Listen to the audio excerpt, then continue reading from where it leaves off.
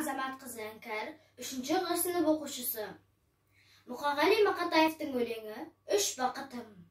Ең бірінші бақытым халқым менің, соған берем ойымның алтын кенін. Ол бар болса мен бармын, қор болмаймын, қымбатырақ алтыннан нарқым менің. Ал екінші бақытым тілім менің, тас жүректі тіліммен тілім дедім.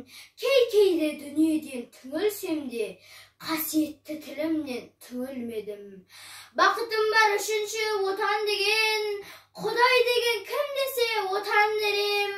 Оты сөнген жалғанда жан барсың ба, ойланбай келдағы отал менен. Түтін түтет өсірбі көгере бер, немерелер көбейсін шөберелер. Жадыңда ұста жақсылық күтпегейсің, от емес оқ сұрасың менен егер. Үш бірдей бақытым бар алақанда, мені мұндай бақытты жаратар ма?